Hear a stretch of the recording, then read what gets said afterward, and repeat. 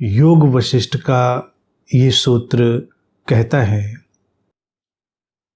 Just as fire thrown into a large sheet of water loses its quality, so also consciousness in contact with the unreal and the inert seems to lose its real nature and becomes inert. जिस प्रकार पानी की एक बड़ी चादर अर्थात पानी के एक बड़े फैलाव में फेंकी गई आग अपनी गुणवत्ता खो देती है, उसी प्रकार अवास्तविक और जड़ के संपर्क में आने से चेतना भी अपना वास्तविक स्वरूप खोती हुई प्रतीत होती है और निष्क्रिय होती हुई प्रतीत होती है। योग वशिष्ठ का ये सूत्र कहता है कि जैसे पानी का एक बड़ा फैलाव हो और उसमें हम आग फेंक दें तो आग अपनी गुणवत्ता खो देती है अर्थात बुझ जाती है। ऐसे ही जो जड़ है और निष्क्रिय है उसके संपर्क में आकर, जो अवास्तविक है उसके संपर्क में आकर ये चेतना भी अपनी गुणवत्ता खोती हुई प्रतीत होती है। खोती नहीं है, खोती हुई प्रतीत होती है। उदाहरण समझने जैसा है, जैसे एक बड़ी झील में हम बस कुछ अंगारे फेंक दें तो वो बुझ जाएंगे, वो ज़्यादा देर वहाँ पर टिक नहीं पाएंगे, क्योंकि पानी का फैलाव बड़ा है, आग छोटी थी और पानी के संपर्क में आकर आग अपना गुणधर्म खो देगी। आग बड़ी है, पानी कम है तो पानी अपना गुणधर्म खोएगा। थोड़ा थोड़ा दोनों एक दूसरे का गुणधर्म लेंगे और प्रभाव किसका है, प्रभावशाली कौन है, किसके ऊपर ज़्यादा मात्रा है उसके गुणवत्ता की, इस पर बहुत कुछ निर्भर करेगा। मानवीय जीवन में भी ये चीज़ हमको बार बार दिखाई देती है, क्योंकि जो चेतना है वो तो है, वो जैसी है वैसी है, उसमें तो कोई अंतर पड़ना नहीं होता है। चेतना में क्या अंतर पड़ेगा, लेकिन यहाँ पर जो अवास्तविक का फैलाव है, अनरियल का फैलाव है, जो इनर्ट जड़ का फैलाव है, पदार्थ का फैलाव है, उस पदार्थ से मिलकर, उस जड़ से मिलकर ऐसा प्रतीत होता है जैसे चेतना लुप्त हो गई है, केवल अवास्तविक रह गया है, केवल जड़ता रह गई है। प्रत्येक व्यक्ति की मन स्थिति ऐसी ही है, क्योंकि वो अपने इस जीवन में अपने मन के फोकस को किधर रखता है, इस पर सब कुछ अंतर पड़ जाता है। आग और पानी के बाहरी उदाहरण में तो उनकी मात्राओं से फर्क पड़ेगा, और यहाँ पर जब हम मानवीय जीवन में किसी बात को समझने की कोशिश करेंगे तब वहाँ पर मन की जो हमारी फोकस करने की मात्रा है उससे फर्क पड़ेगा। हमारा मन कितनी मात्रा में फोकस कर रहा है अवास्तविक की तरफ और कितनी मात्रा में फोकस कर रहा है वो वास्तविक की तरफ, इससे अंतर पड़ जाएगा। आमतौर से हमने आदत ऐसी डाल ली है कि हम अनरियल, इनर्ट, अवास्तविक, जड़ उधर ही फोकस्ड रहते हैं। उस स्रोत से, उस चेतना से हमारा संपर्क मध्यम हो गया है।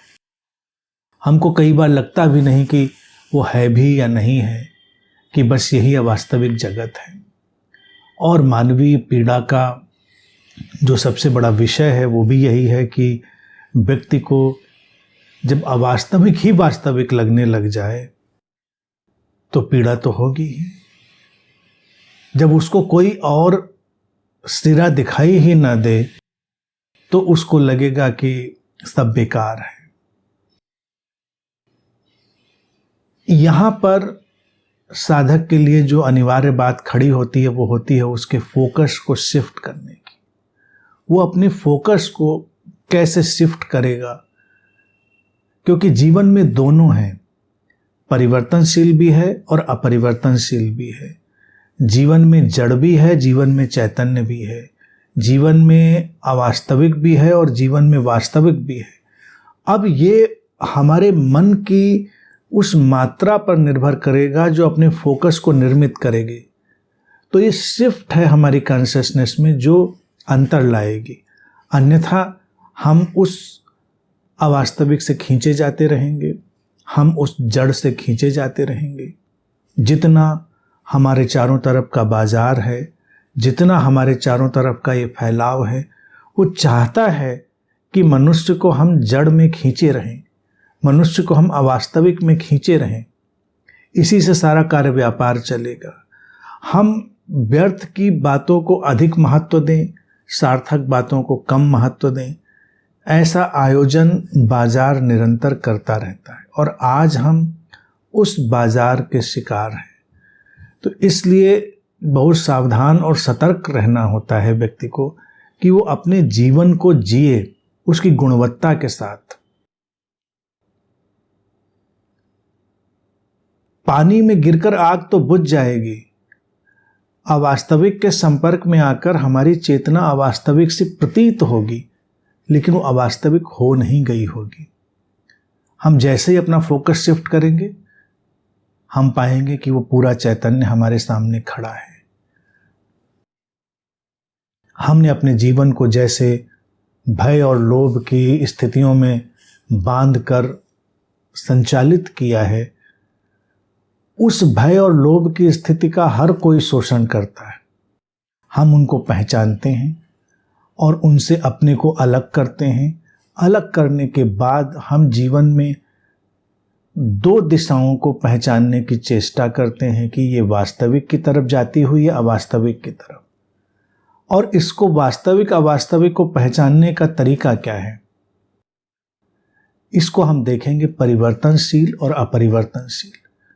जो अपरिवर्तनशील है वो वास्तविक है और जो परिवर्तनशील है वो अवास्तविक है, वो अनरियल है। अनरियल मोमेंट्री है, क्षणिक है, उसकी क्षणिक गुणवत्ता है और क्षणिक उसकी उपयोगिता है, उसके बाद उसका प्रभाव चला जाता है। तो हमको उसमें अटकना नहीं है। क्षणिक कोई बुरा नहीं। अपने भीतर ही हम देखें, जन्म के बाद जब से होश आया आज तक हमारे भीतर कुछ ऐसा है जो कभी बदला नहीं और कुछ ऐसा था जो क्षण प्रतिक्षण बदलता रहा। शरीर बदलता रहा, हमारे चुनाव बदलते रहे, हमारी आदतें बदलती रहीं।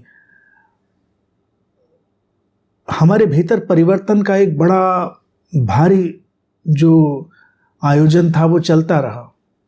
आज हम जिस बिंदु पर खड़े हैं, अगर हम पीछे लौट कर देखें तो हमको परिवर्तन ही परिवर्तन दिखाई देगा। तो वो जो परिवर्तन की धारा है उसको योग वशिष्ठ कहता है अवास्तविक। वास्तविक क्या है? जो इस परिवर्तन का साक्षी रहा, जो इस परिवर्तन का दृष्टा रहा, जो इसके साथ नहीं बदला, जो हम अपने भीतर अनुभव करते हैं अपनी चेतना की सातत्यता के रूप में, कंटिन्यूटी ऑफ कॉन्शियसनेस के रूप में, वो हमेशा साथ में है। वो कंटिन्यूटी जो है कॉन्शियसनेस की वो हमेशा साथ में, वो रियल है। फिर जड़ पदार्थगत चीजें, पदार्थगत सारा आयोजन, हम उससे ही नहीं जुड़ते। अगर हम अपने आप को देखें, हम जब एक दूसरे से संबंधित होते हैं, आमने सामने होते हैं, तो एक है पदार्थ जो ये शरीर है। ये शरीर भी तो एक जड़ व्यवस्था है, लेकिन हम किसी के शरीर से सचमुच में नहीं रूबरू होते। हम उसके पीछे झांकते चेतना के आलोक से ही, जो चेतना का प्रकाश है उससे ही हम आमने सामने होते हैं। इसीलिए शरीर कैसे भी हों, उनके भीतर से झांकते हुए चेतना के प्रकाश से सब कुछ बदल जाता है। तो अगर हम शरीर को ही बहुत महत्व दें तो यह वास्तविक से जुड़ना हो गया, और हम उसके साथ पीछे झांकते हुए चेतना के आलोक को भी महत्व दें तो वास्तविक से जुड़ना हो गया। ये साधक की अंतर्दृष्टि को नियोजित करने का, उसको एडजस्ट करने का सूत्र है कि हमको देखना है कि हम अपने फोकस को कहाँ रखेंगे। इस फोकस के लिए हमने बिल्कुल सरल कर दिया है सारे मसले को, बहुत ज़्यादा फिलोसफिकल उलझाव नहीं, फिक्शनल और फंक्शनल, बस 2 शब्द याद रखेंगे, फोकस कभी भी गड़बड़ नहीं होगा। जीवन में जो कुछ भी कहानी जैसा है, कहानियाँ आती हैं जाती हैं, कहानियाँ बनती हैं मिटती हैं, कहानियाँ बदलती रहती हैं, कहानियाँ निरंतर गढ़ी जाती हैं, गढ़ी जाती रहेंगी। कहानियों के पीछे जो कहानी कहने की चेतना है वो शाश्वत है। तो हम जीवन की कहानियों में नहीं अटकते, वो अवास्तविक है। हम जीवन की फंक्शनैलिटी में, जो जीवन सामने है उसकी क्रियात्मकता, उसकी उपयोगिता में जाते हैं। फंक्शनल जीवन बस व्यवहार करता है, इस क्षण के उत्सव में डूबता है, वो इस क्षण से बाहर नहीं होता। और जो फिक्शनल पार्ट है हमारे इस फोकस का, वो हमेशा अतीत भविष्य इत्यादि कहानियों में डोलता है। अब अतीत भविष्य वास्तविक ही है, वास्तविक तो है नहीं, वर्तमान ही वास्तविक है। तो वर्तमान में ठहरी चेतना ही वास्तविकता में ठहरी है। लेकिन हमारे मन की जो क्षमता मिली है वो अतीत और भविष्य में विचरण करके अवास्तविक जैसी हो सकती है। कितने लोग हैं, और ये मेजॉरिटी है, बहुतायत है, जो अपने अतीत के कारण दुख पा रहे हैं, और कितने लोग हैं जो अपने भविष्य के कारण दुख पा रहे हैं, जो आया नहीं है, बस उसकी परिकल्पना, उसकी सोच, उसके बारे में उनके अनुमान, उनके कारण वो दुख पा रहे हैं। इन सब के बीच चंद लोग हैं जो सेंसर सीकर, जो सच्चे साधक, सच्चे खोजी होते हैं, वो वर्तमान में ठहरते हैं और वर्तमान में कोई दुख नहीं है। वो चैतन्य का आयाम है। योग वशिष्ठ का सूत्र इसी तरफ हमको इशारा कर रहा है। बहुत अच्छे से समझ लेना है कि ये फैलाव अवास्तविक का, जड़ता का है।